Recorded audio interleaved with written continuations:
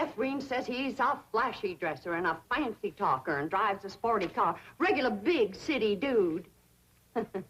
I guess Jeffreen's kind of like me when it comes to tall, handsome city fellas.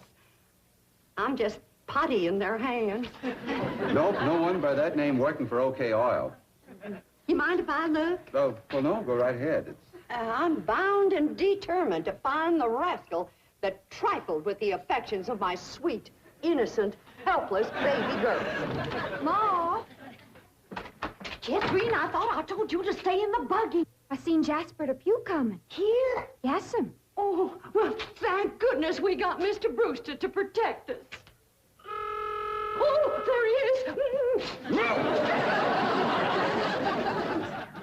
Mr. Brewster throwed his arms around me and helped me in his strong embrace. What's an embrace, Paul? Well, that's when folks kind of twine their arms around one another. You mean like wrestling? It's sort of like wrestling, except they ain't mad. It's like wrestling for fun. Yeah, I reckon you could see that. Then we heard a knock on the door, and we knowed it was Jasper He. Better look for that dot again. Oh, yeah. We knowed it was Jasper. He was there to get Jeffreen. Her beauty had set his heart to burning with flamin' desire. What's flaming desire, Paul? Well, Granny will explain that to you later. Well, I'll try. You're sure counting a heap on my memory.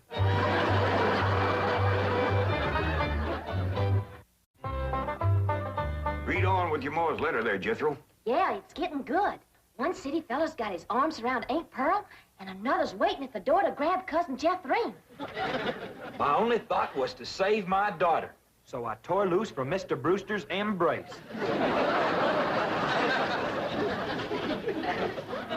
I saw Jeffreen heading for the door, so I quick throwed myself betwixt my child and danger. Sweet innocent Jeffreen, not knowing better, let that rascal in. He went right to sweet-talking in a voice smoother than fresh churned butter. Hello again, you great, big, beautiful lump of sugar. I brought you something all the way from Eureka Springs. Genuine orchids growed in a hothouse. And this lovely young girl must be your sister. I'm her ma. No. Yeah.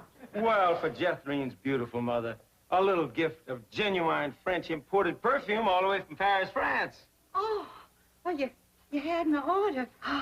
Oh, my goodness. Genuine Paris, France perfume. Look at that French writing on there.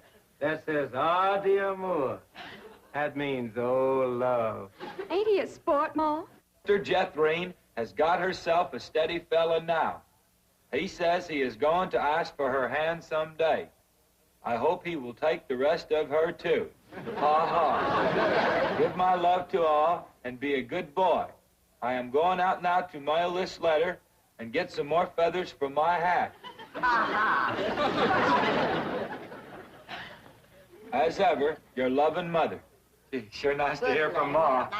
Nice here. Jethro, you and me's got to go right out and find a school and get you to going. Granny, you pack up a nice lunch for Jethro to tote along. How about a big mess of poke greens and chitlins with some pone and a big pot of sorghum to dip it in? Fine. Oh, Granny, it don't have to be that fancy. Some of the other boys here in Beverly Hills might not have it so good. They're going to complain it to their folks. Let them complain. It ain't gonna hurt none to raise their standard a little. I'll get the truck up to Jay. Paul, please let me go with Jethro. I can help him fight if the big kids in the 5th grade goes to picking on him. I know for sure that Miss Hathaway has got other plans for your schooling. But with Jethro gone, I won't have nobody to play with. Oh, yes, he will. I just remembered something. Mr. Drysdale's stepson is coming home for Thanksgiving. And he's going to be living right next door. And you can play with him. Mr. Drysdale gave me some pictures of him. Here's some pictures of Sonny. That's what they call him, Sonny. He's been going to a lot of schools, and he ought to know some real good games to play. Ain't he something? Yeah, but what? School, all right. Millicent, Schuyler, and Potts. I reckon them 3 is the teachers. teacher. Must be awful big school. All sight. Well, let's go in and get you started. There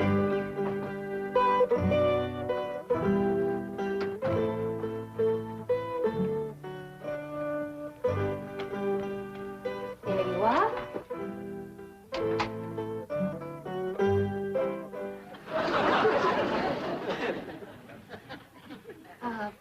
May I help you?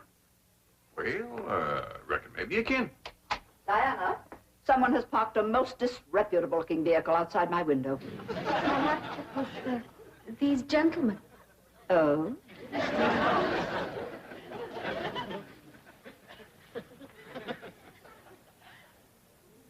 Yes? What is it you wish? Well, I'd like to get my nephew started into school. Here? Yeah, here's all right if you got room for a desk and his lunch basket. My dear man, this is a most exclusive private school. The tuition is quite expensive. Well beyond your means, I'm sure. Does that mean it costs a lot of money? That is precisely what it means. Well, I can pay you if it ain't over 25 million. 25 million Yes, ma'am, that's all I got. dollars? Yes, ma'am. In cash. Yes, ma'am. This is obviously a practical joke perpetrated by one of my envious competitors. What is your name? Jed Clampett, ma'am, and this here's... And you expect me to believe that you have $25 million? Well, no, not on me, ma'am, but my neighbor, Mr. Drysdale, he's keeping it in his bank for me.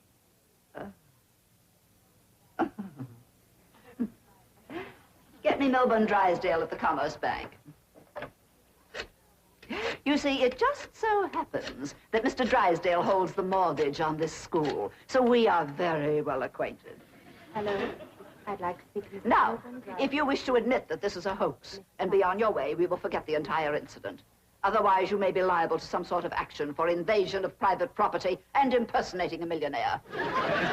Mr. Drysdale is coming on the line now. Thank you. This is your last chance, Mr. Clampett. My next call will be to the police. Very well. Mr. Drysdale, Millicent Schuyler Potts here. Come in, come in, come in, come in. Thank you, ma'am. Diana, tea for these gentlemen. Croppett? Oh, no, ma'am, Clampett. Tea, Diana. Use the spode, he said. Well, sit down, sit down, sit down, sit down. Just the two of us. Ellie Mae and Granny didn't come. Yes, well, do make yourselves comfortable. Mr. Drysdale's exact words to me were, well, never mind his exact words. Apparently he values your friendship greatly, and Mr. Drysdale is a very important mortgage. Ma'am. Well, now then, shall we talk about your youngster who's entering our 5th grade? What is his name? Jethro Bodine. Bodine? Jethro. No, ma'am. Jethro Bodine. We always put the last name first. Now, male, of course. Yes, ma'am. Just got a letter this morning. Date of birth? December the 4th. Year? No, ma'am. Back home. We only been here a few weeks. Perhaps you should answer the questions for our vital statistics. Now, we need to know the complete birth date, which in turn gives us the exact age. Now, we have December 4th, and judging from the fact that your nephew is entering the 5th grade, I would surmise that the year is, 51 or 52. Am I correct? Oh, Jethro ain't near that old. And in the 5th grade? Why, that's wonderful. Well, perhaps we have a budding genius on our hands. Archie! How poor. Oh, Diana, I'd like you to bring me one of our boys' uniforms to show these gentlemen. A 5th grade size. No, on second thought, you'd better make it 3rd grade. He's younger than average. Mrs. Potts. We require that all of our students wear identical uniforms. It makes for less friction that way. Otherwise, the boys of millionaires are apt to be taunted by the really rich. I bet you Jethro will look right good in a uniform. He can't wait to be a soldier. Yes, many a young lad is like that. However, our uniforms do not reflect any militaristic design. No, rather, we strive for something gay, attractive, and smart. Ah, there you are. Charming, isn't it? Now, you take this home and have Jethro wear it when he comes to school in the morning.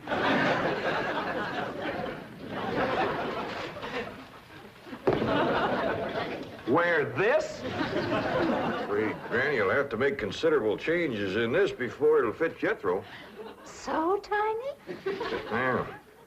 And in the 5th grade? Why, the boy must be a genius. Well, you may be very sure that we will bring him out. Where is this? He'll bust out. Now then, how do you gentlemen like your tea? We don't know, ma'am. We ain't tasted it yet. Oh, you are the fun-loving one, aren't you? Yes, ma'am.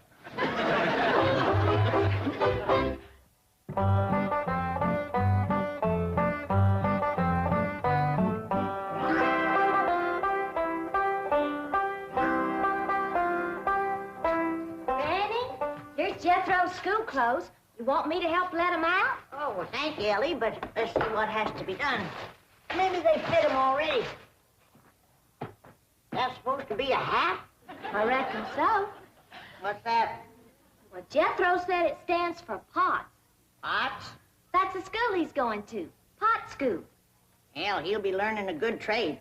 If there's something folks always needs, it's pots. Jethro can make you some dandy new ones once he catches on to it. And Sam Hill is supposed to wear that. Well, Jethro, I reckon. Jethro couldn't have wore that at 3. Well, Paul said it'd take some letting out. Letting out? There ain't enough seams in the whole world to let that out. How's it going, Granny? Are you getting my uniform already? Jethro Bodine? No, Granny. Over to school, it's Bodine Jethro. Ellie Mae, leave the room. You got no shame running around here in your underpants? Granny, these ain't underpants. They swimming trunks. You wrap that towel around you before I cut a switch. But Granny, Miss Hathaway says... I don't care who says what. I'll be glad when your ma gets out here to take you in hand and to make you some school clothes. These things ain't never gonna fit. But Granny, I gotta have these in the morning. It's a rule. All us kids over there's gotta wear these. And that coat, too. Yeah. I sure wish your ma was here with her sewing machine. Pearl's a whiz at making clothes. Now that you're gonna be keeping company with Jazz Bo Depew, you're gonna need some nice clothes. I like the little fella, Ma. I'm glad, Jeffrey. But you gotta stop picking him up all the time. He ain't heavy. That ain't the point. It don't look fitting for a girl to run around carrying a fella. All right. I won't pick him up anymore. Till we get married. Why would you pick him up then? To carry him over the threshold. You ain't supposed to carry him. He's supposed to carry... No, that's ridiculous. I declare, I don't know how I'm going to keep you in clothes the way you're shooting up. I start a new outfit, and by the time I get it stitched together, you've outgrown it. My new shoes is already too tight for my feet. Oh, them feet. If they get any bigger, you're going to have to go outside to turn around. My feet ain't as big as Jethro's. Well, of course not. He's a boy. Just think, your brother Jethro's going to school in Beverly Hills, California. Yeah. I'm homesick for to see him, Ma. Me too, Jeffrey. I'll bet your rich Uncle Jed has Jethro duded up like one of them actors in movie pictures.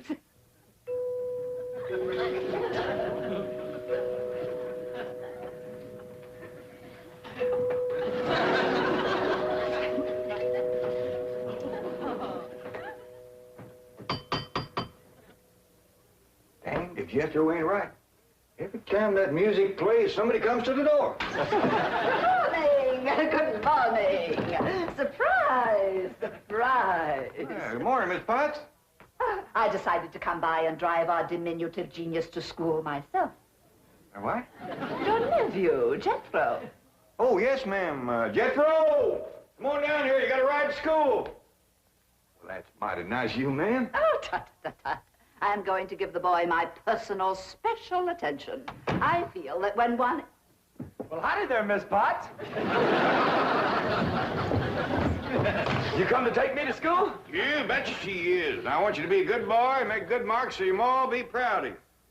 This is your nephew? Yes, ma'am. You met him yesterday, remember? Of course, he does look a mite different in his uniform. Granny had a time getting it to fit, but she done it. You are in the 5th grade? Oh, yes, ma'am. Just finished 3 years in the 4th. But I can't. It's impossible. Oh, that ain't nothing. He got through the 1st grade in only 2 years. Under no circumstances can I allow this. Well, say, here comes Mr. Drysdale. I reckon he's coming to see Jethro off to school. Come along, Jethro. But take off. This is the way we go to school. This is the way we go to school. Is Jethro's lunch? Oh, Jethro, you forgot your lunch. Jethro, you share your grits and fat back with Miss Potts today. Here, your beau's coming to eat with us. I ain't got no beau. Your pa says so. Mr. Drysdale's stepson. You know, the one they call Sonny. Shucks, I ain't never even seen him. Well, your pa tells it. He's coming to court you and spark you. What does that mean? You don't know what courting and sparking is? No. No, I guess you wouldn't at that. Well, when I get back, you and me better have a little talk. Have you ever been courted and sparked, Granny? Honey? When I was a girl back in Tennessee, I set so many boys' hearts on fire that they took to calling that neck of the woods the Smoky Mountains. Well, see you later. Sorghum? Something sticky. I can't get that green tablecloth off there. Save me. Stuck on me? I can't imagine anybody to lay a clean tablecloth on a sticky table. Yeah, Granny, I reckon all women ain't as spick and span as you are when it comes to keeping house. Here you are, Granny. Set it in the middle of the table so we'll see if these pot passers reach.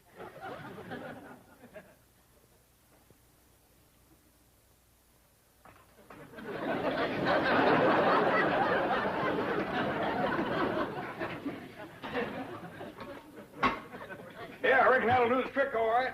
Ted, maybe you better whittle some sharp points on a few of them, and we can spear the meat and pass it. Good idea, Granny. I'll do that. How do you reckon the folks that lived here before us passed things? Well, they probably had a big family and passed from hand to hand. I know it was wrong of me to marry a common bank president, but I wanted you to have everything, and all I could give you was the heritage of a fine old family. But it takes money, too, darling. Money, I hate that word.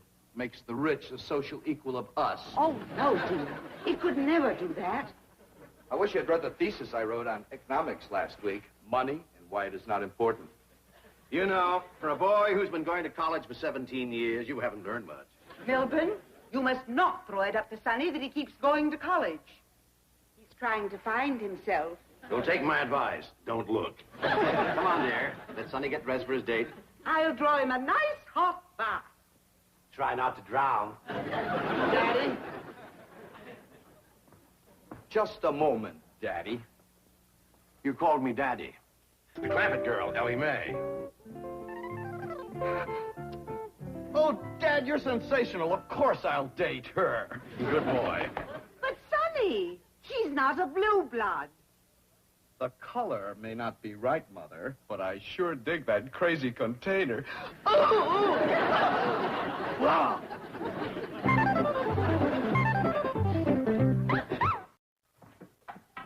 Howdy, Pa. What you doing? Oh, I'm fixing some turkey stickers for a company meal. Oh, say, Ellie, Yeah, Pa. is there anything you don't know about the birds and the bees? No. How come you to ask? Well, I reckon these what Sonny Drysdale's been studying at school. Either that or he's partial to them. How'd you know? Well, when I mentioned to Miss Hathaway that you was going to be keeping company with Sonny Drysdale, she says, Mr. Clampett, she says, You better have a talk with your daughter about the birds and the bees. Shucks, I know all about the little critter. Well, that's why I figured you being raised in the woods and all. But I didn't let on to Miss Hathaway. I know she's just trying to be helpful. Granny says she's going to have a talk with me about courting and sparking. She is. Well, I'm glad of that, Ellie. I was kind of wondering who was going to do that. Paul, why don't you tell me about courting and sparking? Well, Ellie, that's something that a girl's ma usually tells her about. Well, I ain't got no ma. So why don't you tell me? Well, Granny will do it when she comes back. Well, what if she don't get back before Sonny Drysdale comes? Then I won't know how to court and spark him. You ain't supposed to court and spark him. That's what a feller does to a girl. How? What does he do? Well, he gets himself all slicked up, shaves real close, shines his shoes, puts on a stiff collar and a clean shirt. And he goes to calling on the girl, toting a nice big store-bought box of candy. Hot diggity dog, I'm gonna like courting and sparking. It's only the courting part. I ain't got to the sparking yet. What's that like, Paul? Well, she invites him to come in the parlor and sit. And they usually sit on the sofa or something, him on one end, her on the other. Yeah? Well, then he goes to carefully, little at a time, scooching down to where he's within reaching distance of the girl. Sonny Drysdale gonna do that to me? He might. And when he does, that's when a girl has got to be careful. Don't you worry, Paul. If that rascal goes to reaching for my candy, I'll knock him clean off of that sofa. Sonny, are you decent? Not me. Devil. Come in. Sonny, you're beautiful. Mother! Girls are beautiful. Boys are handsome. Dashing. Debonair. You're right. I'm beautiful. Well, I just spoke to Jed Clampett. He's expecting you to call this afternoon. Maybe take Ellie Mae for a drive. And tomorrow, they're expecting you for Thanksgiving dinner. 2 days? Gee, stepdad, no girl has ever been exposed to me for 2 consecutive days. What? Well, it may be unleashing forces too powerful to control. What if the Clampett girl gets serious about Sonny? Well, we'll celebrate with the finest champagne money can buy. Oh, no, my baby's not ready for marriage. Margaret, he's 35 years old. I am not. I was a leap year baby. Now, I don't know this nonsense. Now, you climb into that expensive sports car I bought you and go calling on that girl, or so help me out. Milburn, please. Sonny has never been exposed to violence. Even when he was born, I gave the doctor strict orders that he was not to be spanked. Well, it's not too late to start. Now, are you going or aren't? I'm going. I am going. You want me to go along? No, Mother, dear.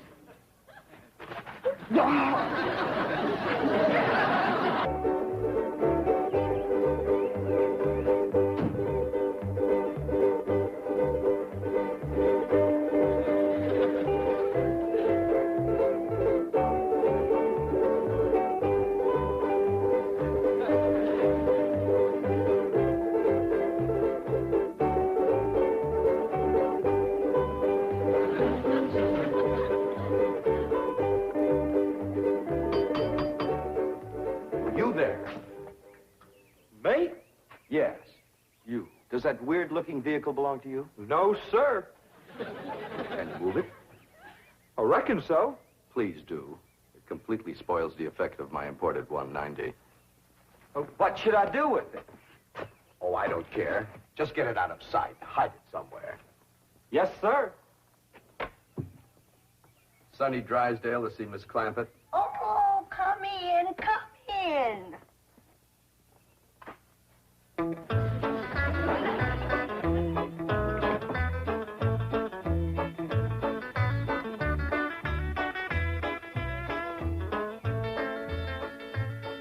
What you doing, Jethro? Trying to find out how to drive this thing. What for? Whose is it? Sonny Drysdale. He asked me to get it out of sight for him. All right. Just trying to surprise Ellie. Where do you say put it? Well, he just said hide it somewheres. Yeah, let's accommodate him. You take the front end, I'll take the back. We'll put it back to them bushes yonder. Okay.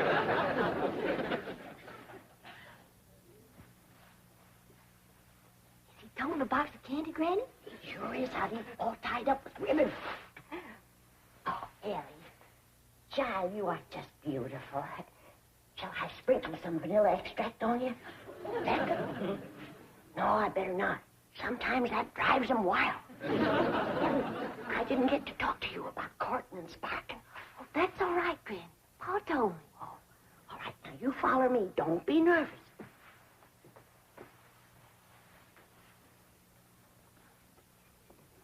Here she is, Mr. Drysdale. Thank you. You're beautiful. Divine. Never mind me. Say something nice to her. Hold it just a moment. What a vision you are. What a picture you make. From your golden hair down to your... Is that for me? Yes, it is. Bet you I can guess what it is. Try. It's something sweet. Exquisitely sweet. Something yummy. The yummiest. Something all girls like. You guessed it, it's me. You can sleep with it under your pillow. You want to come into the parlor? What are we going to do in there? Talk about the birds and the bees. Well, Scooby Doo. You peasant girls don't beat around the bush. Miss Clampett, my lips long to taste your lovely hand. Hey, why did you throw him? That rascal was fixing to bite me. Who said to him?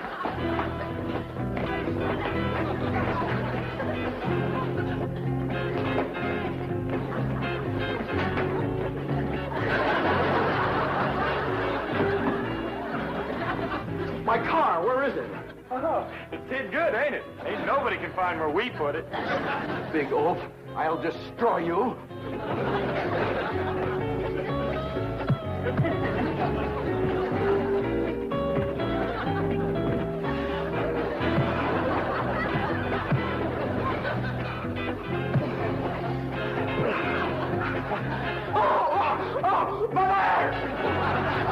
Mother! Who was that? Sonny Drysdale. Mother! Mumsy! Mean critter, Jed. Yeah, Pa, he bites. I did him a favor, and he commenced to hitting me. I claim us Clampetts have been insulted by the Drysdales. Let's go feud them. Oh, now. Why, we could whoop them with one hand tied behind us. We ain't got no cause to whoop 'em, Granny. No cause. Why, just yesterday I went over there to the Drysdales to borrow a cup of possum fat. And that butler fella that lives over there, he says to me, you wouldn't pull my leg, would you? And I said, well, one good turn deserves another. Stick it up here and I'll give it a yank. And do you know that he slammed the door right in my face? Let's go. Now, hold on. Now, we're all going to calm down. Go next door, talk to Mr. Drysdale. We'll straighten this whole thing out. Come on. There. Mother's baby is going to be all right. Was it just a dreadful experience, darling? Dreadful. Margaret, Sonny, Clampetts are here. They followed me.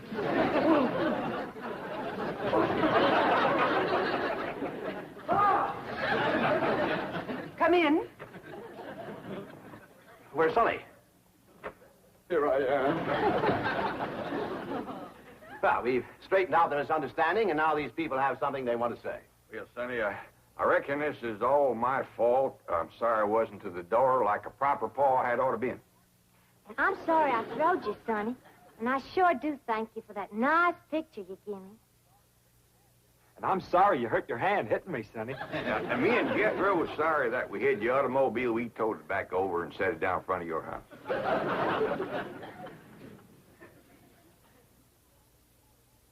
Well, I can't think of nothing I'm sorry for. But we sure would be proud to have you all come and take Thanksgiving victuals with us. Sonny and I wouldn't think of passing up an invitation like that? We'll be there, all of us. Let us say grace. We sure have got a lot to be thankful for, Lord.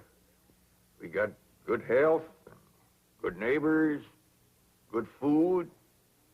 Jethro's going to school. Ellie's got a feller. I guess everything is just about fine, and we sure do thank you. Amen. Amen. Amen. Amen. Well, Jethro, hand out the pot passers and the meat stabbers. Let's get at it.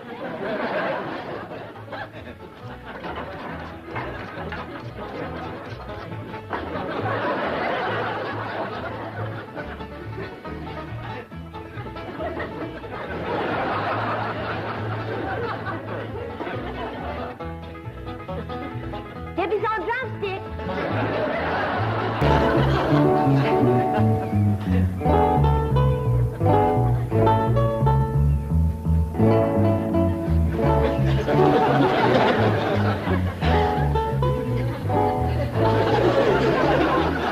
I am Caesar. You are a fair-skinned captive, a barbarian slave. Shall I drag you through the streets of Rome behind my chariot? Oh, shall I throw you into the arena with my lions? No, Caesar has other plans for you, my little savage. You shall be my slave, yes, but only the invisible bonds of love shall make you my prisoner. Come, I shall strum upon my lyre and recite odes to your beauty. What say you to that, fair maiden? How speak you now to mighty Caesar? I declare, Sonny, you're more fun than a bucket of tadpoles. I declare you're wiggling worse than a worm in a bait bucket. You want your daughter to be an old maid? Of course not. Next year she'll be too old to get a husband. She's almost 18. Not old. Sure is. She done waited too long, Uncle Jed. Why, no boy wants to marry up with a middle-aged woman. Ellie Mae can get herself a husband anytime she wants to. Why, she's the prettiest and... Now, don't get your old feathers riled up, you old rooster, you. Ellie Mae will be all right if you just leave her alone. Well, I ain't sure Sonny Drysdale's good enough for her. He's considerable older than she is. Well, don't worry about that, Uncle Jed. His family lives a heap longer than most folks. Yeah? Yeah. Sonny told me that there's been a member of his family a-living in Boston since 1632. Well, that rascal's over 300 years old. He was a greening you. Yeah, you sure swallowed a whopper. No, ma'am. Sonny's honest. Why, he's so honest, he has to have somebody do his lying for him. Do his lying for him? Yes, sir. Why, I heard him call through the heads to Ellie. He says, I'm coming over to serenade you, and I'm gonna bring my lyre. Come, fair maiden, and I shall sing of your golden tresses and your azure eyes and your skin of alabaster and your other charms that set me aflame. You mean you're really burning? Yes, dear one, and only you can put out the fire. Okay.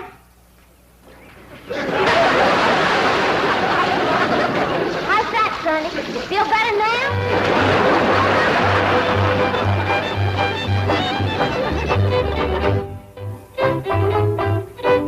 All right, Jethro, you're next. Oh, hi, Ellie Mae. Where's Sonny? Well, he went home to his mama. You didn't throw him down and hurt him again, did you? So it's no, Pa. He caught fire, so I wetted him down in the pond. Sound like you done the right thing. How'd you catch fire? He said it was my charms that set him to burning. What charms was you toting? Well, just my sack of crawdad bones and my buckeye. You never heard of crawdad bones and a buckeye starting a blaze? What happened to your rabbit's foot? I didn't have it. There you are. You can expect trouble when you ain't toting a rabbit's foot. You know what my teacher over at Pot School said about toting a rabbit's foot? What? She said it's a superstitious invocation contradicted by scientific knowledge. It's always nice to know you ain't been doing something foolish. Don't you worry none, Ellie. You go jump into a purty dress, and I'll walk you up a love charm that I guarantee will bring Sonny Drysdale back. Yes, I am, Mother. I'm going back. Sonny, darling, you're delirious. Here, bring some of this penicillin. I'll send for an ambulance. Mother, I am perfectly all right. Of course you are, precious. A nice rest in an oxygen tent is all you need. I don't need an oxygen tent or an ambulance. All right. All right. Just relax. And Mumsy will call the police. Police? But of course. I mean to have that violent, dangerous girl arrested for attempted drowning. Mother, you will not call the police. I'm going back there right now to see Ellie Mae. Ah, darling, that's very brave of you, but you're in no condition to make a citizen's arrest. Mother, I'm not going to arrest her. I want to help her, to work with her, to tutor her. What? She's like a wild, wonderful jungle cat, and I'm going to tame her. Sonny, you are delirious.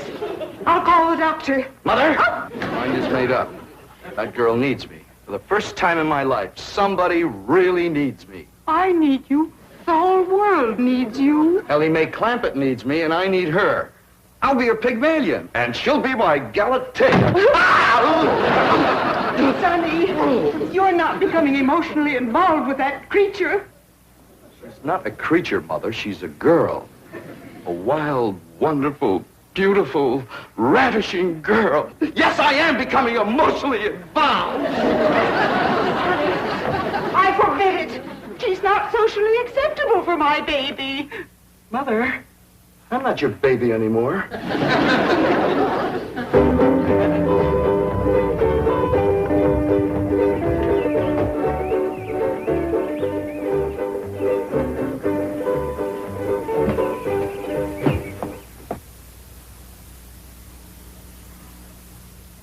Here you are, Ellie.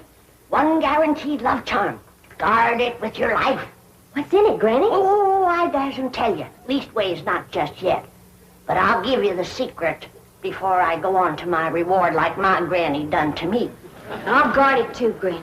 Granny? Granny, Mr. Clampett tells me that you've conjured up some sort of love charm for Ellie Mae. Right here it is. Made out of all secret stuff. That is ludicrous, irrational, sophomoric, and pure hokum. You didn't even guess one ingredient. No, Granny. Don't you come spying. I'm telling you for the good of the country. If the secret of this love charm ever got out, I shiver to think what might happen. I wouldn't want it on my conscience. Hear me now, mongrel. Neither sleep, nor snow, nor vicious beast shall keep me from the side of my beloved. Here I come, ready or not. So, you still think it won't work, huh? That is correct. All right, Ellie. Open up the pouch, mate. Now, when I drop this starting powder in it, quick close it. Press it to your heart. And say, darling, darling, my true love, come a-swooping like a dove. Darling, darling, my true love, come a-swooping like a dove. This is Ellie! Ellie! I have flown to your side in spite of all danger. What fate, what power have I to thank for giving wings to my feet? That little old charm maker, me.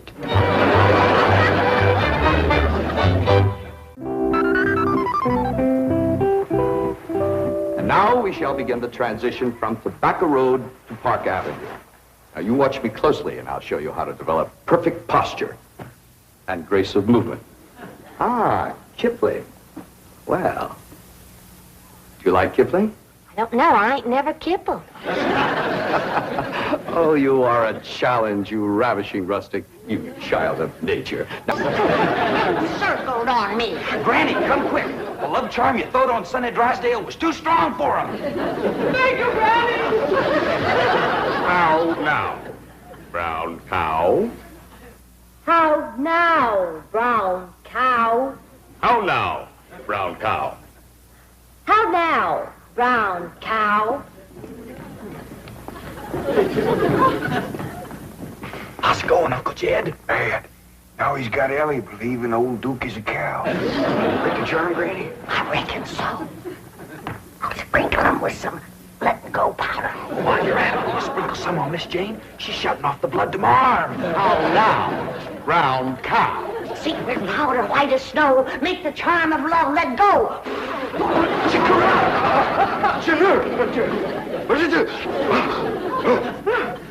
The spell is broken.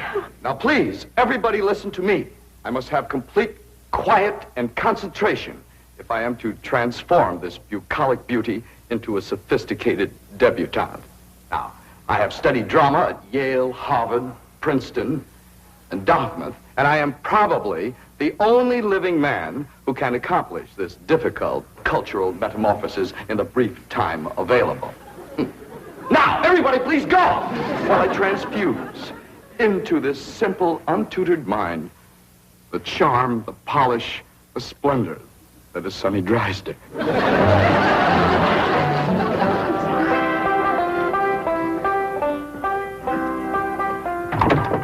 Dear?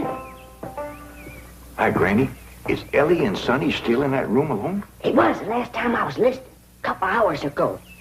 They was talking about the rain in Spain, a land in the plain. Well, I guess they can't be up to no nonsense if they're talking about the weather. Doggies, I can't wait to see Ellie all polished up and talking like Sonny and Miss Jean.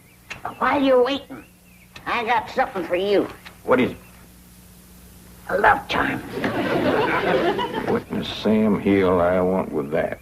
It ain't what you want, it's what you're getting, a woman. And it's high time you got one, being a widower. Besides, the moon is right. That's why this stuff is working so high-fired powerful. So here. Well, I ain't interested in none of these la-di-da Beverly Hills women, so here. Well, they're interested in you, so here. Who said? Jethro says. Jethro don't know nothing, so here. I reckon Jethro ought to know what's going on in his own school. Besides, I saw her making sheep's eyes at you, so here. You caught who making sheep's eyes at me? Mrs. Millicent Schuyler Potts, that's who. Oh, now. You did? Educate a woman like that? Jethro says she asks for you every day. Oh, what she want with an old mountain goat like me? If I was to put a little starting powder in there, and you was to say the magic words, no woman could resist you. I don't hold with stuff like this. You're scared, ain't you? Oh, I ain't a scared. Then go ahead. I double dog dare you. Well. Open the pouch, you might. Well, this is just a lot of doggone nonsense. Close it tight, clamp it to your heart, and say the words.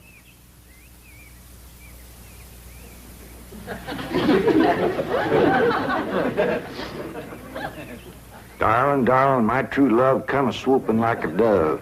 Where is he? Where's my dog? It's Mrs. Drysdale. Where is he? Oh, where is he? Oh, I tried to stay away, but I could not. He's mine, and no other woman shall have him. Drysdale, you're a married woman. Think of your husband. Care about my husband. I want my darling, and no one is going to keep me from him. I sure hate to have to do this, but... Sonny, where are you, Sonny? He's inside with Ellie Mae. Now, if you just calm yourself down, I'll go and get him. He's a-coming, Miss Drysdale. Howdy, Ma. Was you a-hollering for me? Then brainwash you.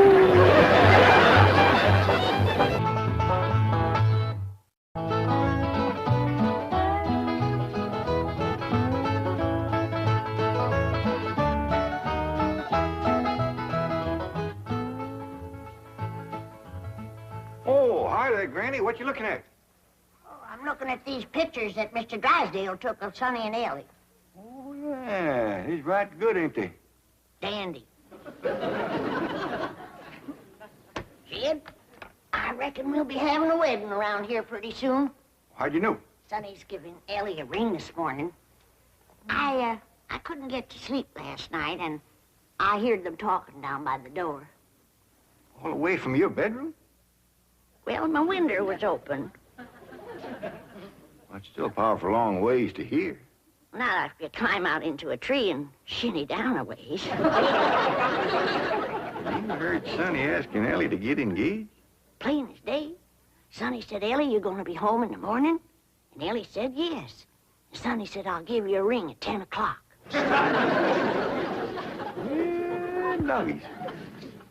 Was putting her straight up for 10 right now. Hello? Oh, good morning, son. I mean, Sonny? Yeah, Ellie's here. Why don't you come on over? Oh, you want to talk to her on the telephone? Well, just a minute. Can't give a girl no ring on the telephone. Telephone, Ellie! Okay, Pop. I'll get it up here. Granny, you hadn't ought to be listening. Well, it's a lot easier than shinning down a tree in the dark. I told him a nightgown. I sent a bunch of these back home to Cousin Pearl. What for? Yeah, you know how she was always bragging about her daughter, Jethrine, going to beat Ellie Mae to the altar? Yeah.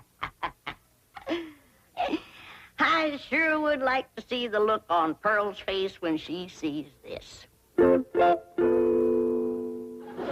Jethrine, look at this. And I always bragged that you could beat Ellie Mae to the altar. I can, Ma. I can outrun Ellie Mae. My legs is longer. Look, we gotta get busy. Now, what time's that Jasper fella coming to court you? 6 o'clock. He's taking me out in his car. Oh, no, he ain't. He's courting you right here in my parlor where I can see to it that he gets to the point. Well, that's where he's taking me, Ma. Perkins Point. There's the barn dance there. I'm talking about the point of proposing to you. Don't you want to get yourself a husband? Yes, sir. Jethrine, why couldn't you have been born with some of my brains instead of just my beauty? Of course, I gotta admit that you ain't quite as pretty as Ellie Mae. I ain't even as pretty as her fella. You are so.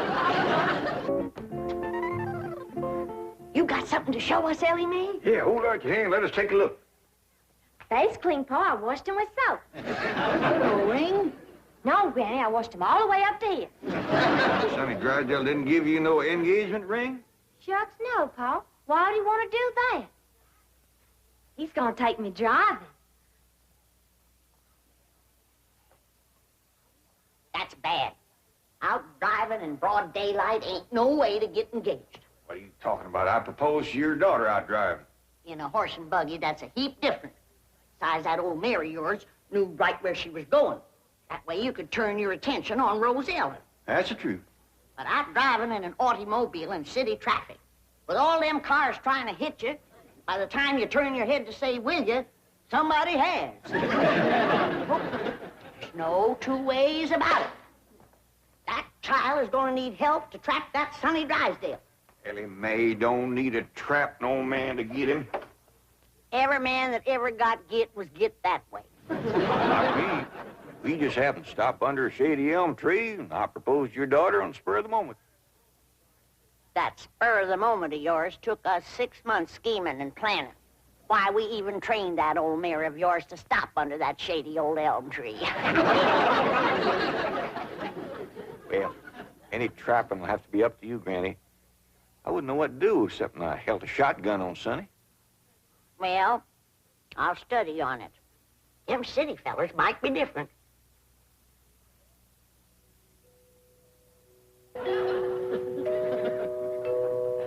Jed, you reckon we'll ever find out where that music comes from? I reckon if we keep a looking.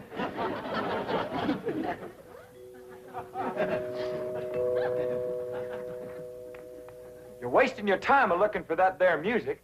I've looked for it a dozen times, and before you can find it, somebody will come a-rapping at the door. See? Told you. Oh, hi, Sonny. Greetings, all. Ellie Mae ready? She sure is. She's been ready since she's been 14.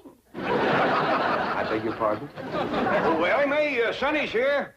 What we want to know is, Are you ready? Well, I sure hope you young folks have a dandy drive. Oh, we shall.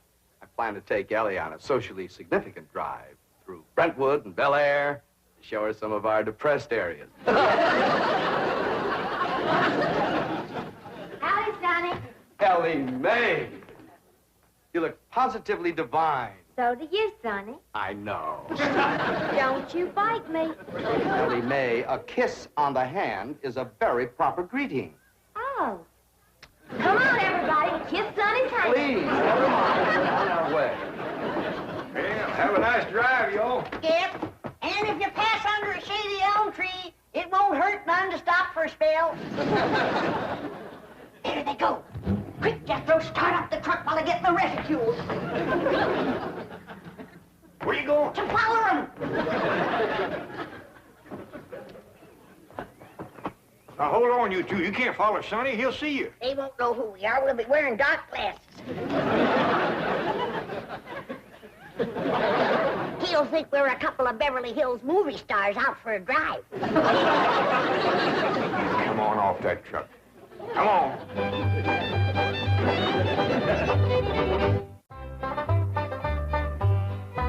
Jeffrey, did you pour the fudge out to cool? Yeah, Ma, but I'm afraid it ain't gonna get hard. Well, if it don't, you and Jasper can eat it with spoons, and I'll tell him I made it. You done dressing? Yeah, Ma. Well, come on in here and let me see how you look.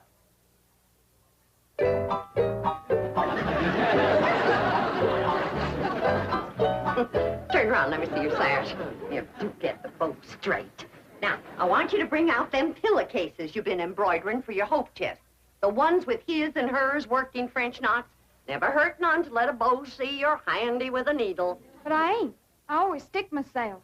Well, if you do, don't bleed on the pillowcase where you'll see it. Now, when you show him the stereopticon pictures, these is the ones I've picked out for you. They'll put him in the right mood. Niagara Falls by moonlight, Wedding under the bower, The Stolen Kiss, Lily and Russell in tights. Oh, never mind. Now, what are you going to play on the pump organ for him to show off your music talent? How about Russell O'Spring? That's a dandy, full of runs and trills. And then there's the part where you cross your hands. Oh, I tell you, Jeffrey, that's one place you got it over your cousin Ellie Mae, playing the pump organ. Them hands can stretch pert near 2 octaves.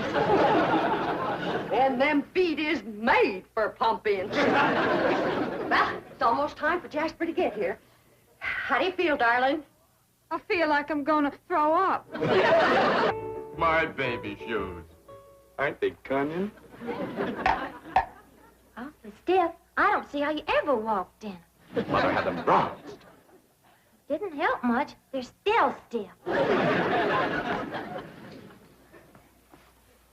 What's this thing? Oh, that's my teddy bear. His name is Pooh. Would you like to kiss him? Well, not especially. I guess you'd rather kiss me. I'll kiss the bear. Oh, I guess you're not in a very romantic mood. A little music will remedy that. You like to dance? I ain't never tried. Well, you're in for a divine experience. I'll teach you. Now watch.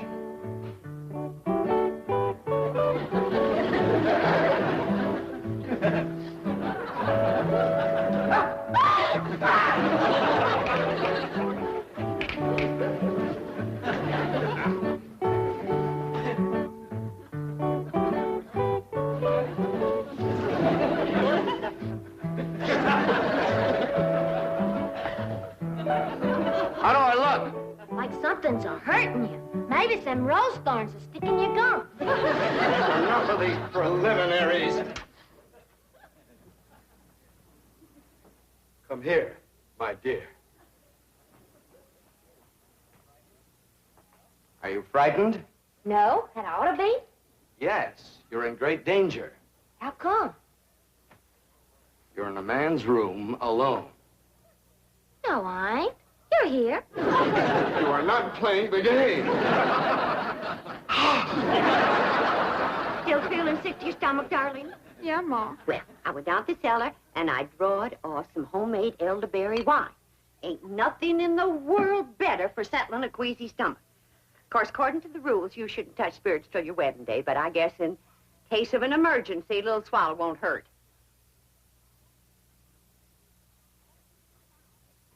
I know it's a mite bitter tasting, but try and force a little down. It'll make you feel better. Now, just a little more, Jeffrey. Do it for your ma. Jasper will be here any minute now.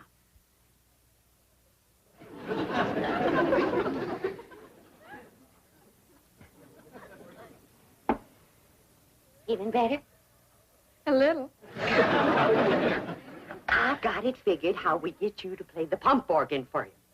I know just what he'll say when he walks in, because everybody does. He'll say, "Why, I declare, that's a mighty fancy pump organ you got there." And I'll say, "Why, thank you. I'm mighty partial to pump organ music." And then you say, "Why, I'll play something." And then you sit down and you play like you never played before. You understand? Yes'm. There he is. You ain't gonna throw up, are you? I'll try not.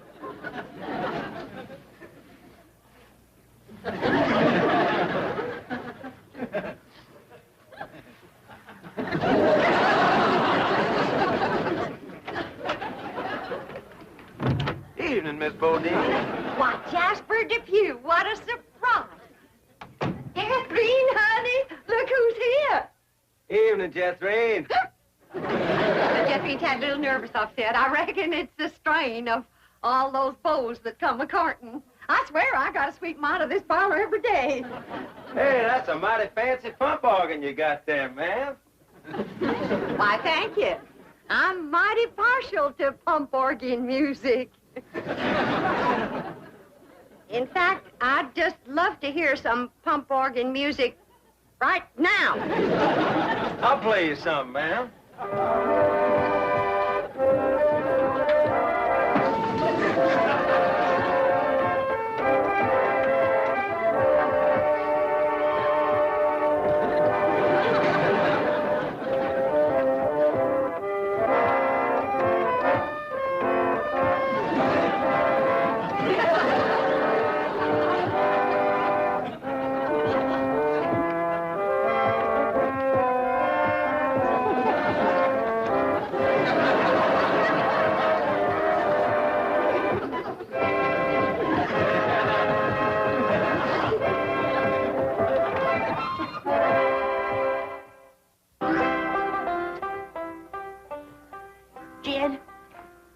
Past dark, and Sonny and Ellie ain't home yet.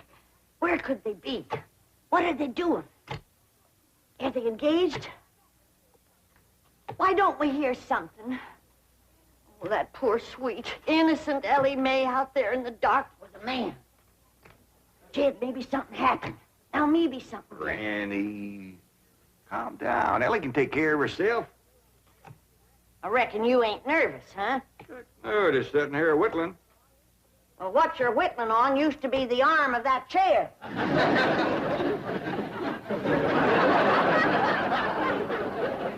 Reckon I am a mite nervous at that. Now, Jed, when they do get home, you and me have got to see that Sonny don't get away without being proper engaged.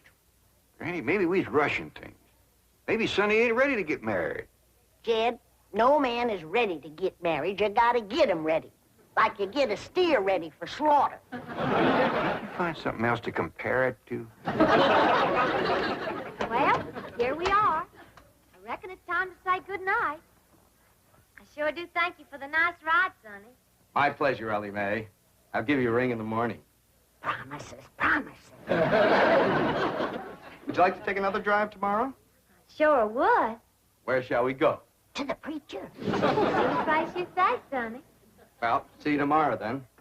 Oh, here comes the bride. Here comes the bride. Howdy, Granny. Well, then, sakes, look who's here. Ed, come say hello to Sonny. Don't bother, Mr. Clampett. I'm leaving. I'll show you a shortcut.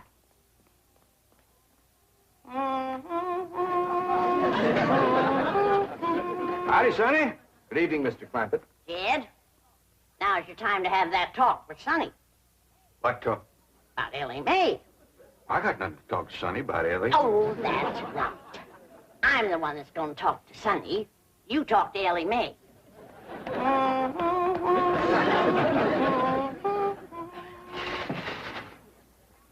Did you have something to tell me, Paul? Well, I hadn't planned on it, but maybe now's a good time. Sit down. Ellie, Yeah, Paul? women folks like your granny, your Aunt Pearl, seem to set great store by matchmaking. They just can't rest easy till everybody's paired up, and the sooner the better. Now, your granny wants you to marry up with Sonny Drysdale. Do you want me to marry up with him, Paul? Ellie Mae, there's only one thing in the world I want for you, and that's to be happy. Do you reckon I'd be happy married up to Sonny? Only if you love him. Well, how do you know if you love somebody? Well, I can't exactly explain how you know, but when it happens, you know. You don't need nobody to shove you. You just can't wait to get married. Now, do you feel that way about Sonny? Well, I ain't sure. Do you reckon he feels that way about me? Now tell me, how do you feel about getting married and settling down and raising a family? I find the notion completely repugnant. That's good. That's good. One man who simply cannot be monogamous. Fine and dandy. Tell me, how do you feel about Ellie? I find her beautiful, charming, refreshingly different, but somewhat lacking in the social graces. What's that mean? Well, for example, she can't dance. Ellie Mae Clampett? Why, she's got dancing in her soul. I'm her grandma, and I want you to know I was the best doggone dancer that ever came out of the Tennessee hills. And her pa can outstomp a riled-up mule. Come on, city boy. Us Clampetts is gonna set your shoes to smoking. By the way, you young people can dance if you like.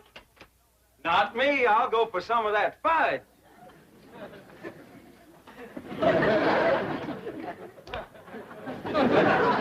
Come on, honey, let's dance.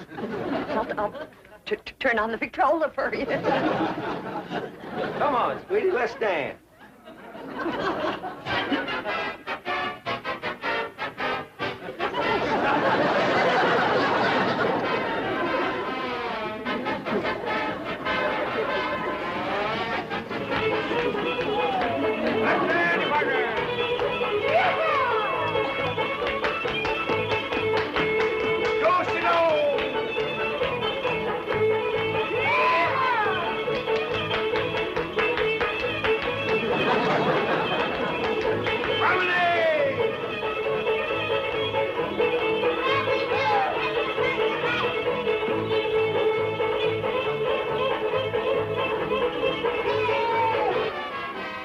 Light on her feet, ain't she? You'd never know she was moving.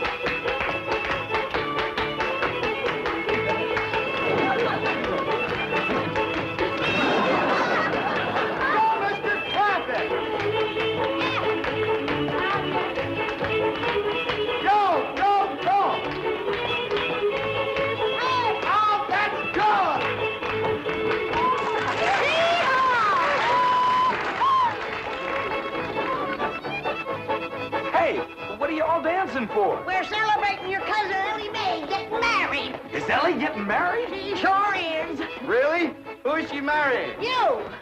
Me?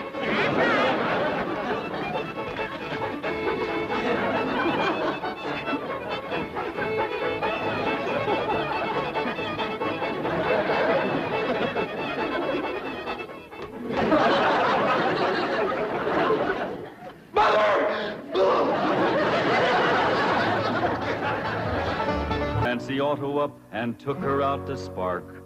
And all alone, unchaperoned, he kept her after dark.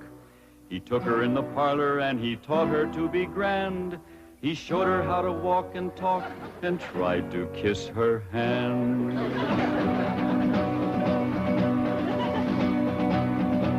He took her to his private room to see his loving cup. And a man that wins a prize for that ain't on the up and up. He wooed her with a tango and a rose betwixt his teeth, a smiling on the outside, but a leering underneath.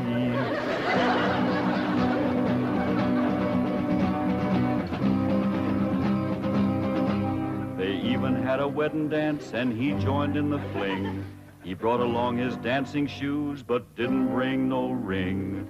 The Clampetts was a-planning for a wedding in the Vale, but they was duped. He flew the coop and went running back to Yale.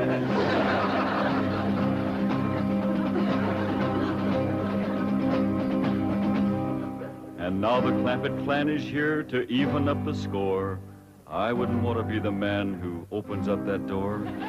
He'll have to face their fury, on revenge they are intent. And if his name is Drysdale, his life ain't worth a cent. It's that butler fella. When will you Clampetts learn there are no possums to hunt in Beverly Hills? Ain't possums we's after, it's Drysdale. Well, they're not at home. Mrs. Drysdale returned to Boston with Sonny, and Mr. Drysdale's at the bank. Let's shoot him. There ain't gonna be no shooting unless it's talk first. When will Mr. Drysdale be home? Not until late this evening. That's talk enough. Let's go to shoot. Oh, Granny, you can't shoot an unarmed man. That's right. I lost my head. Here. Now, when death row counts 3, we go at it. 1, 2. Now, hold on. Mr. Butler here ain't done us no wrong. He's one of their clan. I said there ain't gonna be no shooting unless it's talk first. I'll speak to Mr. Drysdale. Thank you kindly, Mr. Butler. Yes. Thank you very kindly, Mr. Butler. Why didn't you ask him to dance with you? I was ashamed of you in front of these young'uns. Is that any way to learn them feuding? Oh, it takes my family to know how to feud. Why, we drove the Botkins clean out of Napoleon, Tennessee, chased them off, burnt their shack, and shoveled their footsteps off the path. Hot diggity dog. That's what I call feuding. I'm sure proud to come from a family like yours, Granny. That's the Moses family.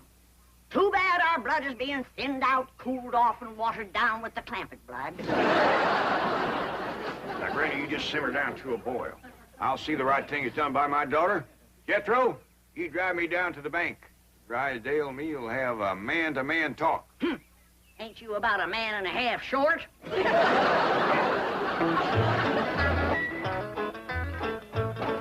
Now, you wait here. I'll go and see Mr. Drysdale. You flush him out, Uncle Jed. I'll get him on the run. Now, who told you to bring that? Granny, she says there's got to be one fighting man in the family. You just drive around a while and cool off. Pick me up here in about a half hour. Okay, Uncle Jed.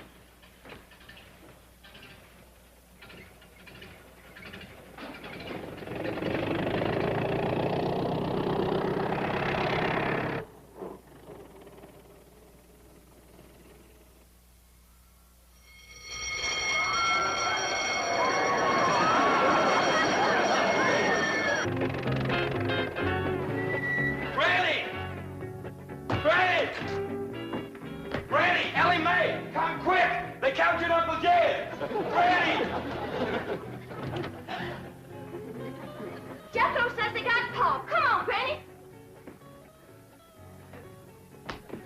Drysdale's got Uncle Jed. I dropped him off at the bank, and when I come back, they carried him off somewhere. Ambushed him, that's what it was. That Butler feller. He told them he was coming, and they laid a trap for him. What'll we do, Granny? Eye for an eye and a tooth for a tooth. They took one of ours, we'll take one of them. Where's your gun, Jethro? I give it to Uncle Jed. I reckon the Drysdale's got it. We lost the first battle.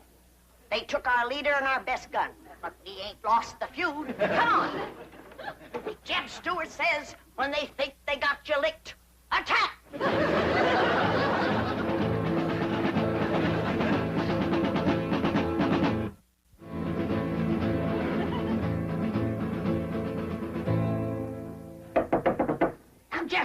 He opens the door, you grab him. Ellie, hold his gun. Yes.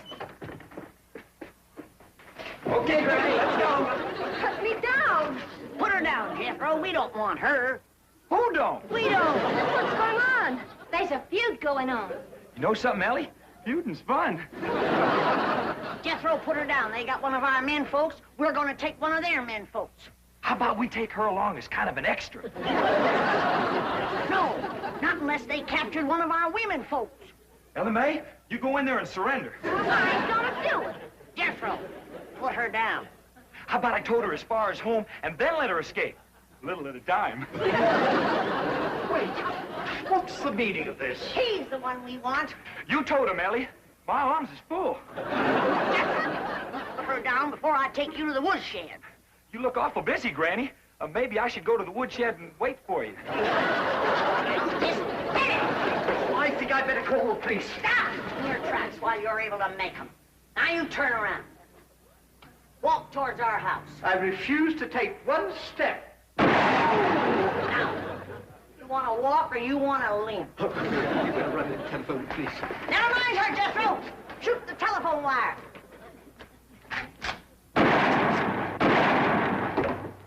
There's what's having your mind on women can do to you. It took you 2 shots to get that wire. Oh, Granny, I got 2 wires.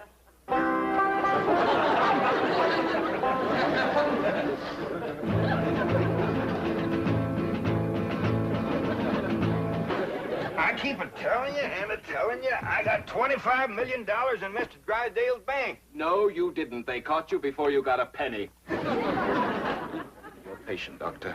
Obvious delusions of grandeur. Now, tell me, about this bank attempt, did you have any accomplices?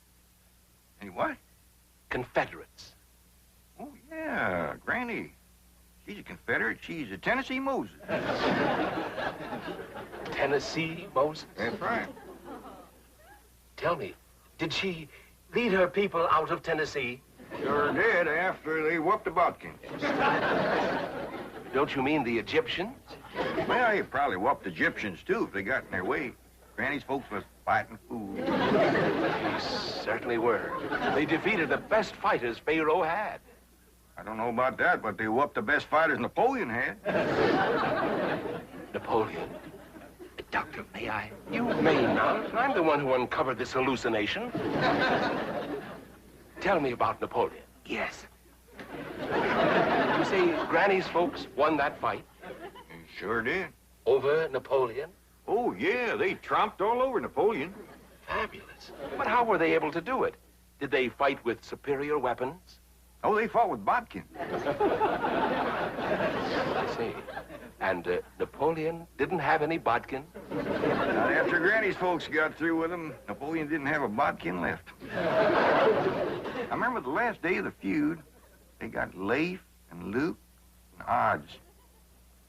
Odds? Odds Bodkin. Please. But just for a minute. Perfectly safe to look out through the bars. After all, it's... Mr. Clappett! What the world? Gene, Mr. Drysdale, he sure didn't treat me very good over to your bank. Too. Let this man out of here. He's got $25 million in my bank. Open this door. Open it. Open it. Oh. Lie down, mister. Lieutenant! Lieutenant! Ellie Mae! Any sign of the enemy yet? Not yet, Granny. All clear. Sound the alarm if you see a Drysdale a-coming. I will, Granny.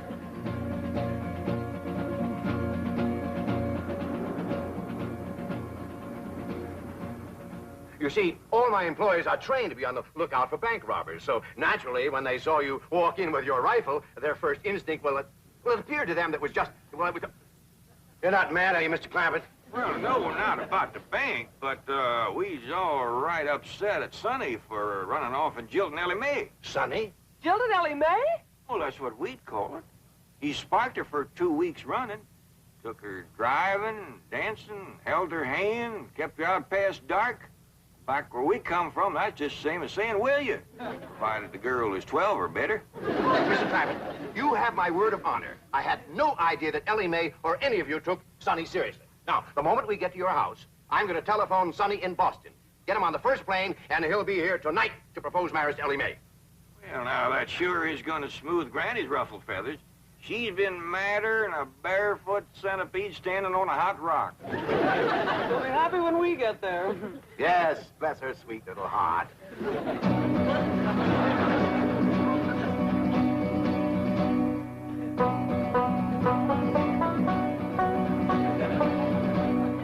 Granny, I see him. They's coming. How many is they? Miss Hathaway and Mr. Drysdale. And they's holding Pa prisoner. Come on down. We'll stop them at the gate or blast them at the barricades. Jethro, they's a-coming. Get ready to do battle.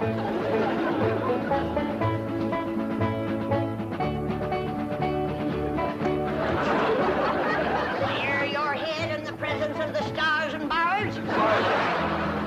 They's getting to the gate. Take cover.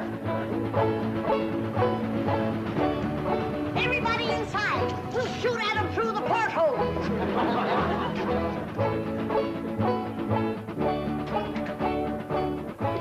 You won't hit Pa, will you, Granny? Don't worry, honey. I can hit a new laid egg out of the nest without budging the hen.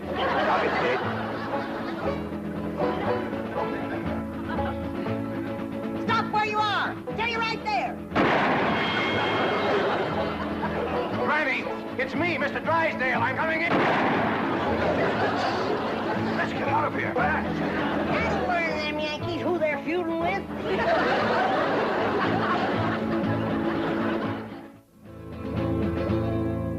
Now here's the Drysdale mansion where he's fleeing like a rat since Granny put a bullet through his $20 hat. But even here, he can't escape the scourge of Tennessee, 'cause she's got Ellie spying from the tip-top of a tree. Granny, they took Pa over to the Drysdale's house. Come on down. We'll go get him.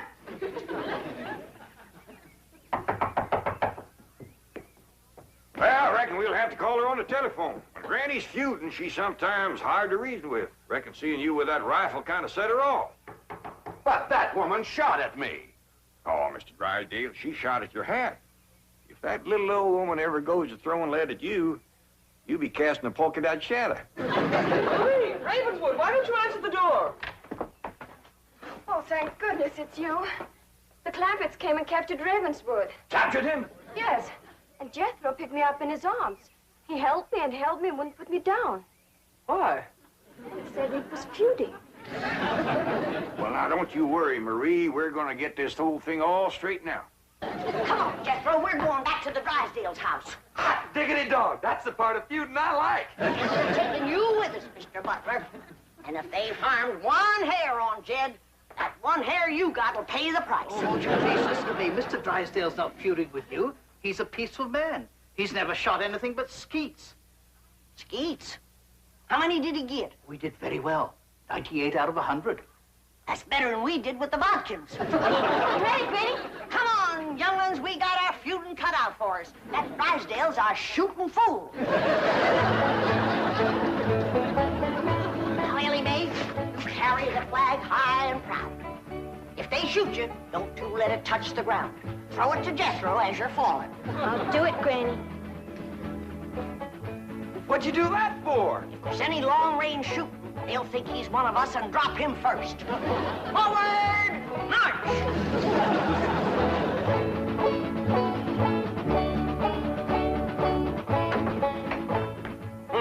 No wonder the phone wouldn't work. Marie said Jethro shot down the wires. Well, we can go next door and use the Miller's phone. Yep. Been cut with a rifle bullet. Kind of ragged, though. Jethro must have been upset. That's bad shooting, to cut those little wires with a rifle? Why, when that boy puts his mind to it, he can pick a gnat off a plate of grits at 500 feet in a heavy fog. I'm the only one who can outshoot him. Except for Granny and Ellie Mae. Well, what skeet shooters you'd make. What skeet? Oh, they're clay pigeons. That's what I shoot. Clay pigeons? Oh, it's wonderful. I love it. Your wife must be a first-rate cook.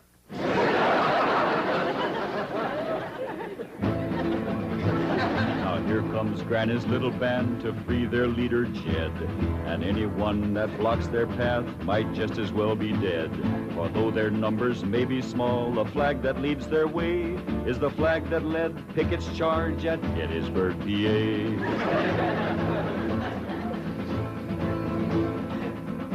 Stop for a minute. I got an idea. We use Mr. Butler here as a decoy, and we'll surprise him. What you mean, Granny? You knock on the door, and you yell to him inside that it's you. Then we'll rush in and we'll get Jed. And maybe somebody else, too, huh, Granny? You keep your mind on your feuding. Come on.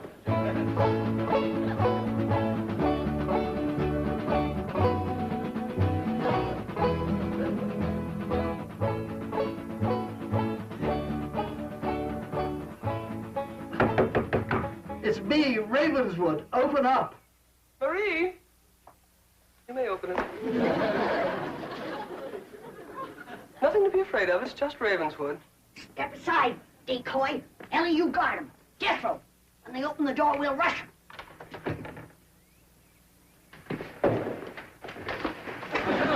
Yeah. Where's Jed? What'd you do with him? Talk fast. Oh, he's not here. He's next door with Mr. Drysdale. Search the house, Jethro. Jethro! Jethro! You get Granny? Put her down. She's light as a feather. Put her down and go look for your Uncle Jed. Now go search the house. Jethro, you're unfamiliar with the place. I'll show you around. What'd you do that for? A feud is a feud. Granny, here comes Pa and Mr. Drysdale. I'll pick that varmint off like I picked a bodkin off a rail fence. Hey, what in the world are you doing? Guarding a decoy, Pa. Ravenswood, you Boston Yankee, bear your head in the presence of our flag. See, our flag? My family came from Tennessee. Mine did too.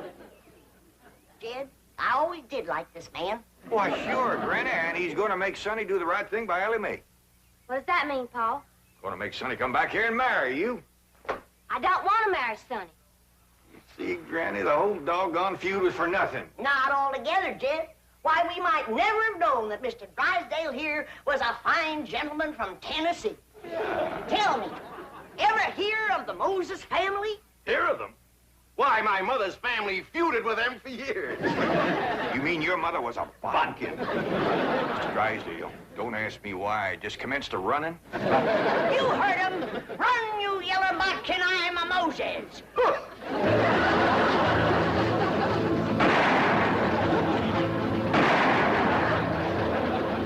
For a city feller, he sure can run. Like a scared rabbit. Well, let's go home. Abbott, you start unloading the truck and leave everything to us. You'll be home in 5 or 6 hours on the jet. What's a jet, Pa? I don't know, bus or jitney, I reckon. Get us there tonight? You heard what he said. Well, that will be a surprise to Pearl. Uncle Jed, it took us 6 days to get out of here. How are we going to get back home in 5 or 6 hours? That bus driver must know a doozy of a shortcut.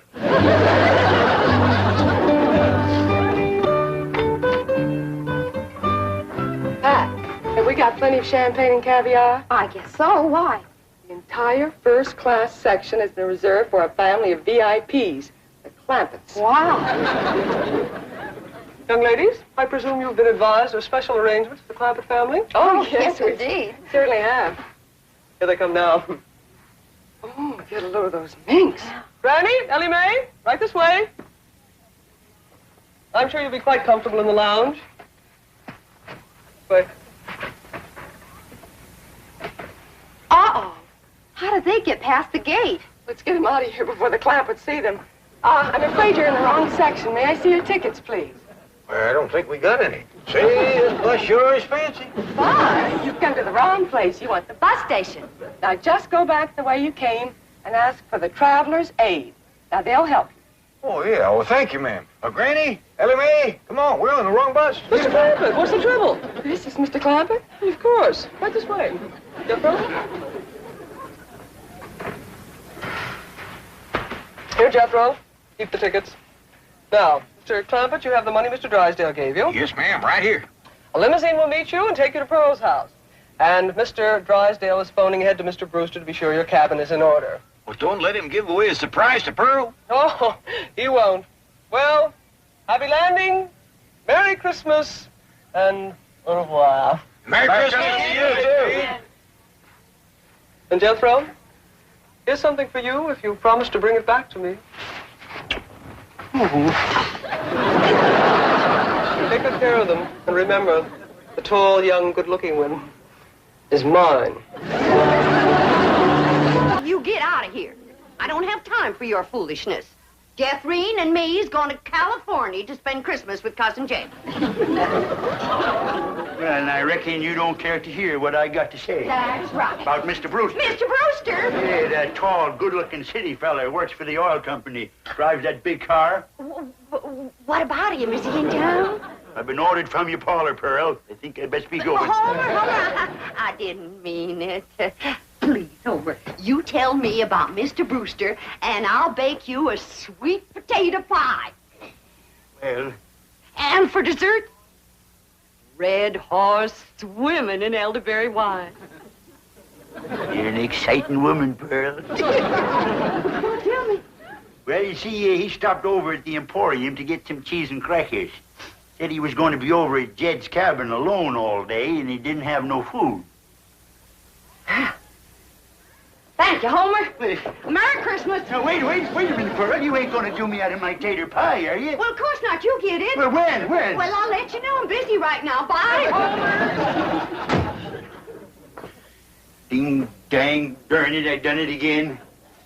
Let some pretty woman twist me around her finger. I hate to go home. Mama's going to give me the ticket.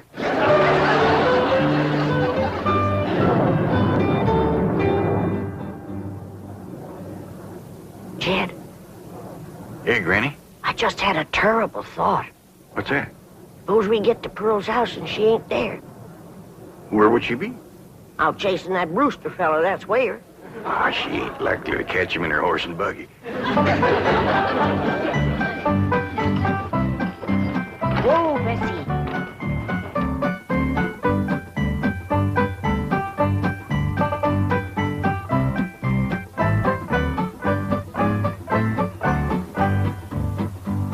Now, Bessie, I play my cards right.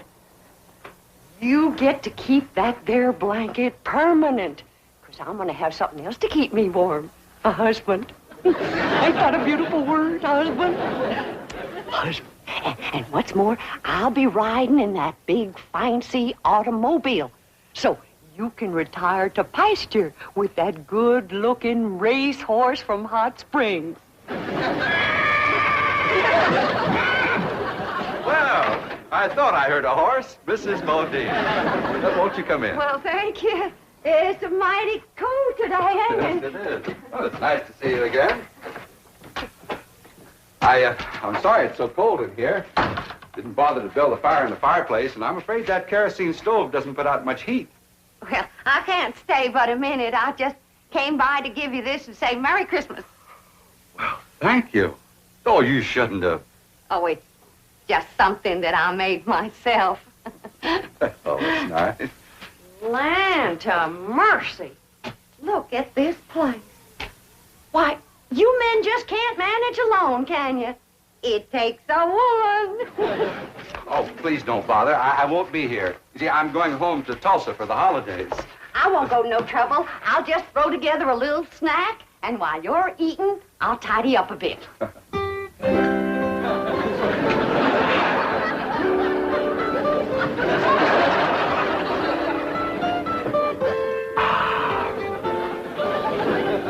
This is the most fantastic miracle I've ever seen.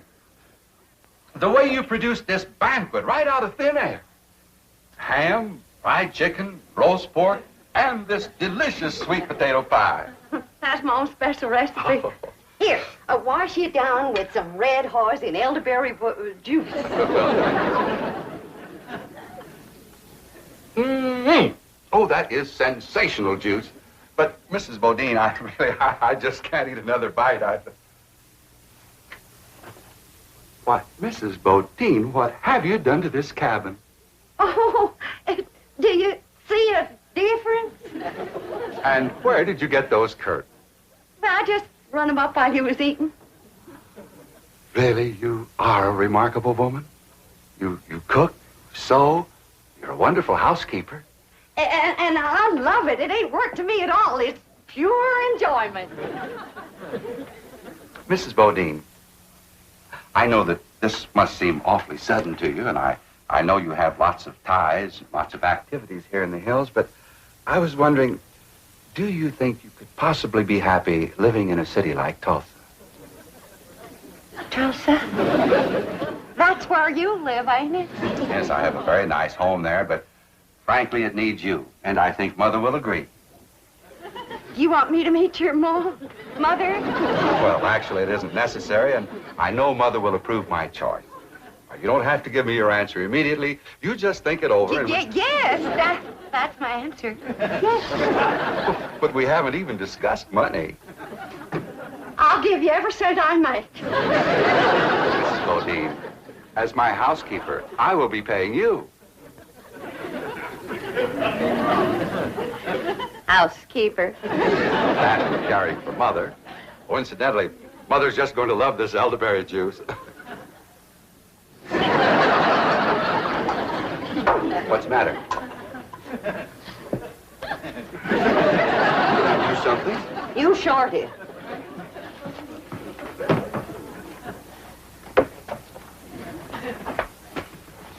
You let me cook for you. You let me sew for you. Hand me the ham. You let me house clean for you. Now then, I don't know what it takes to get engaged in Tulsa, but in these here hills, you've done enough to get yourself promised, hitched, and honeymooned. Really, Mrs. Bodine, I didn't mean to. I'm going to Beverly Hills to spend Christmas with my cousin Jed. And when I tell him what you done, he ain't gonna take kindly to it. What, Mrs. Bodine? I give you my word that You give me my hand-knit socks. Your feet can't get no colder than they are right now.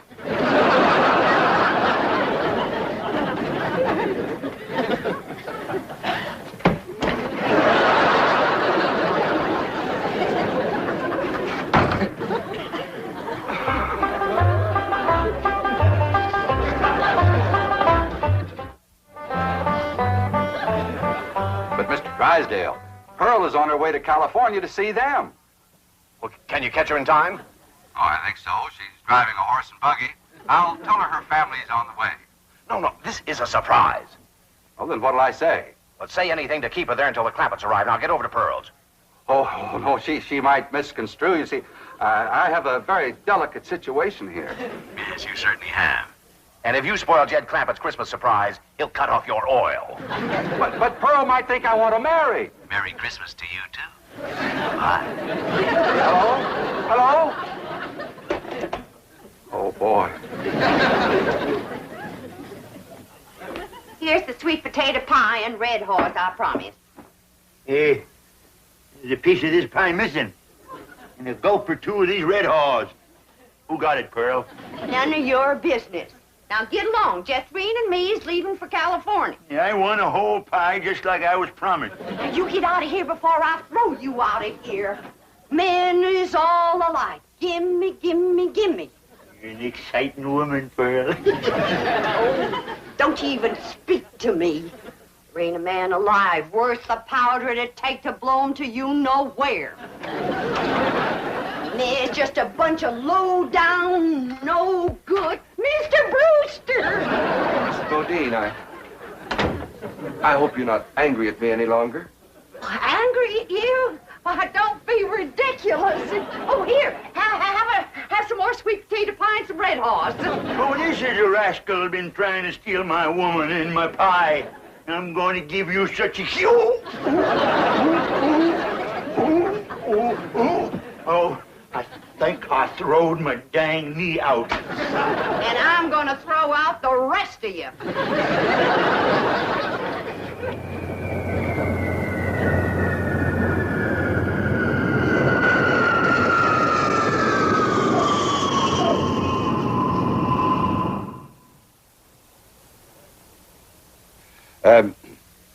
You see, in my business, well, what I mean to say is that I'm away from home a lot.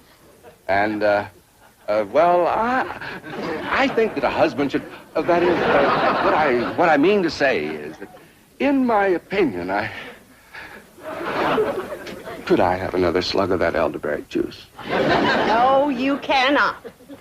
Now then, I've been sitting here for 3 solid hours listening to you, and you have yet to say one word that a widow woman could get her teeth into. Jeffrey, bring the suitcases. Oh, please don't go. I ain't listening to one more word you got to say lest you say it on your knees. Don't come in yet, Jeffrey. Say it. Please don't go. You are the slipperiest man that ever lived. Come on, Jeffrey. You get out of my parlor and you stay out. You want me to throw him out, Ma? He can walk. Homer Winch, is that you again? No, Pearl, it's us.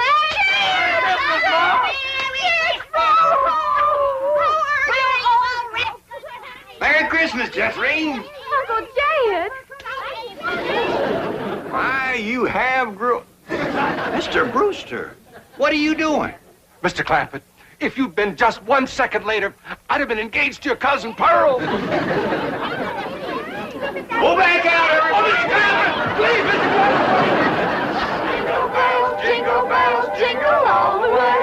Oh, what fun it is to ride in a one-horse open sleigh. Dashing through the snow in a one-horse open sleigh.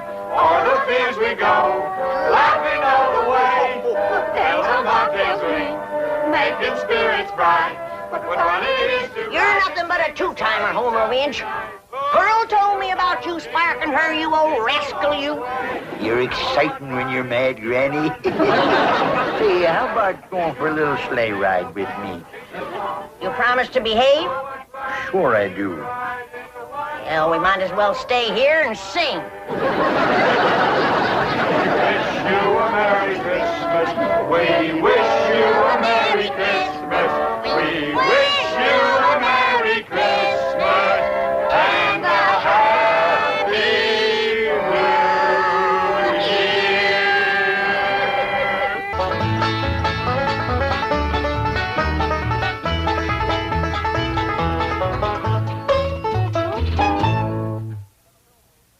This has been a Filmways presentation.